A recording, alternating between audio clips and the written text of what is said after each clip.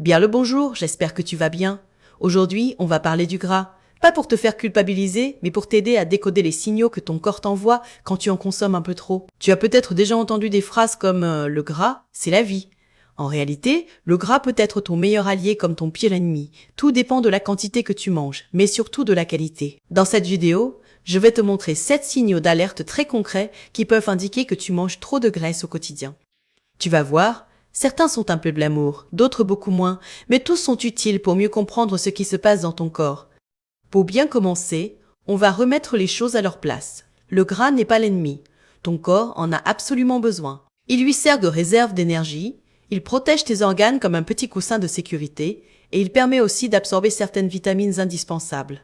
Sans gras, tu serais en moins bonne santé. Le problème ne vient donc pas du gras en lui-même, mais du déséquilibre. Quand tu manges trop de graisse, ou surtout trop de mauvais gras, ton organisme se retrouve débordé. Il n'arrive plus à tout gérer correctement, et il commence à te le faire sentir. Tu vas le voir, tes intestins, ta peau, ton sommeil, ton énergie, tout parle. Encore faut-il savoir écouter ces signaux. Voyons maintenant comment ton corps gère tout ce gras que tu lui envoies. À chaque fois que tu manges, tout commence dans ta bouche. Tu mâches, tu découpes les aliments en morceaux plus petits, un peu comme si tu préparais le terrain pour la suite. Ensuite, ces morceaux descendent dans un tube que l'on appelle l'œsophage et arrivent dans l'estomac. Là, c'est un véritable bain d'acide qui attend tes aliments. L'estomac les transforme en particules minuscules pour que ton corps puisse ensuite en récupérer ce qui l'intéresse. Puis, tout ce mélange arrive dans l'intestin grêle. C'est là que le sucre, les protéines, le gras, les vitamines et les minéraux traversent la paroi de l'intestin pour passer dans ton sang et aller nourrir toutes les cellules de ton corps. Pour les graisses, il y a 2 acteurs en plus qui doivent se mettre au travail, le foie et la vésicule biliaire. Ils fabriquent et libèrent un liquide que l'on appelle la bile, qui aide à découper et digérer les graisses. Et c'est justement parce que ce processus est plus complexe que les graisses laisse souvent des traces quand tu en manges trop. On attaque le premier signal d'alerte. Il n'est pas très glamour, mais il est redoutablement parlant. Ce sont tes selles.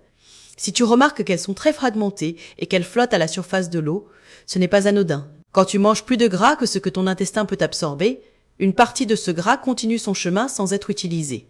Et devine où il finit, dans les toilettes. Comme le gras est plus léger que l'eau, un peu comme de l'huile sur la surface d'une casserole, il remonte. Résultat, tes selles flottent au lieu de couler. Si en plus de flotter, tes selles sont plutôt liquides en petits morceaux, un peu comme si elles se désagrégeaient, c'est un signe supplémentaire. Cela montre que ta digestion est perturbée et que ton corps n'arrive pas à tout gérer. Tu peux avoir l'impression d'avoir une sorte de fausse diarrhée, avec des passages plus fréquents aux toilettes ou des envies pressantes. Ce n'est pas juste, pas de chance, c'est vraiment ton système digestif qui te dit qu'il est saturé de gras. Alors la prochaine fois que tu vas aux toilettes, au lieu de tout tirer directement, prends quelques secondes pour observer. Ton corps te donne des informations précieuses. Passons maintenant au 2e signal.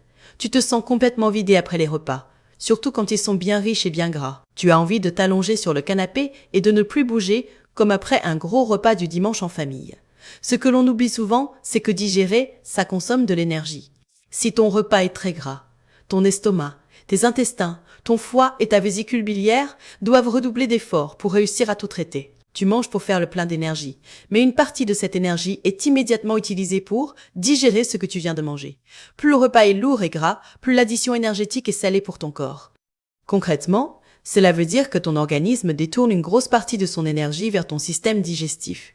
Il en reste donc beaucoup moins pour le reste, ton cerveau, tes muscles, ta concentration, ton humeur. C'est pour ça que tu piques du nez après un déjeuner très lourd, que tu as du mal à te remettre au travail, ou que tu rêves de sieste alors que ta journée n'est pas finie. Une petite somnolence, après un bon repas festif de temps en temps, ce n'est pas grave. Mais si tu t'endors presque systématiquement après avoir mangé, c'est probablement que la part de gras dans tes repas est trop importante pour ton corps. On va maintenant regarder le 3e signal d'alerte, l'inconfort digestif. Tu sais, cette sensation de brûlure dans la poitrine ou dans la gorge, ces remontées acides qui viennent gâcher ta soirée. Les graisses ralentissent ce que l'on appelle la vidange gastrique. En gros, elles obligent ton estomac à garder les aliments plus longtemps avant de les laisser passer dans l'intestin. Pendant tout ce temps, l'estomac continue à brasser et à sécréter de l'acide.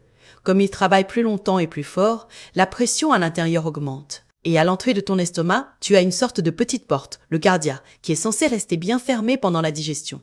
Quand la pression est trop forte, cette porte laisse passer un peu d'acide vers l'œsophage. C'est ce qui provoque les fameuses brûlures d'estomac. L'autre phase de cet inconfort digestif, C'est ce qui se passe plus bas, dans tes intestins. Quand un repas est très gras, ton foie et ta vésicule biliaire libèrent beaucoup de bile pour essayer d'aider à la digestion. Ce mélange de graisse et de bile rend littéralement tes selles trop glissantes. Elles avancent alors beaucoup plus vite dans l'intestin, avec un effet laxatif. Tu peux te retrouver avec un transit accéléré, des selles liquides, bruyantes, parfois expulsées de manière très brutale. Dit comme ça, ce n'est pas très glamour, mais c'est la réalité que beaucoup de gens vivent sans forcément faire le lien avec ce qu'ils ont dans leur assiette. Si tu as souvent ce genre de désordre, le gras de tes repas est un suspect à prendre très au sérieux. Voyons maintenant le 4e signal, les troubles du sommeil. Tu pourrais penser que puisqu'un repas très gras te donne sommeil, tes nuits devraient être plus reposantes. En fait, c'est souvent l'inverse qui se produit. Après un dîner trop gras, tu ressens une grosse fatigue. Tu t'endors peut-être plus facilement, mais ton corps, lui, n'est pas du tout en mode repos.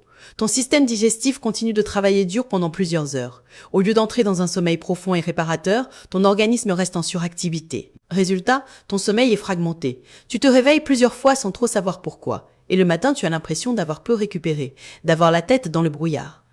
Sur le long terme, ces nuits de mauvaise qualité s'additionnent.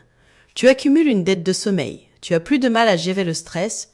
Tu grignotes davantage pour compenser la fatigue et tu bouges moins. Tout cela crée un cercle vicieux qui peut fortement impacter ton poids, ton humeur et même ta motivation à prendre soin de toi. Si tu te reconnais dans ce tableau, pose-toi la question de ce que tu manges le soir. Un repas plus léger en graisse, surtout avant le coucher, peut déjà améliorer beaucoup de choses dans la qualité de ton sommeil. On passe au 5e signal, ta peau. Si tu as tendance à faire de l'acné, des boutons, une peau qui regresse vite, ton alimentation, et en particulier le gras que tu consommes, peut jouer un rôle majeur. Dans ton corps, il existe un phénomène central que l'on appelle l'inflammation. Ton organisme y est confronté en permanence. Pollution, tabac, stress, certains médicaments, alimentation industrielle, tout cela peut entretenir un état inflammatoire de fond. Quand cette inflammation touche tes intestins, ils fonctionnent moins bien et cela finit par se répercuter sur d'autres organes, dont ta peau. C'est pour cela que l'on dit souvent que les problèmes de peau sont très souvent des problèmes d'intestin. Si tu consommes régulièrement des graisses industrielles, comme celles des fast-foods, des plats préparés, de certaines margarines ou des produits très transformés, tu encourages plutôt une inflammation généralisée dans ton corps. Ta peau va alors produire plus de sébum, mais un sébum de mauvaise qualité, plus épais, plus obstruant.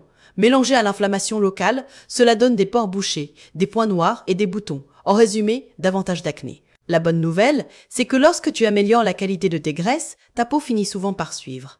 Ce n'est pas magique du jour au lendemain, mais sur quelques semaines, la différence peut être vraiment nette.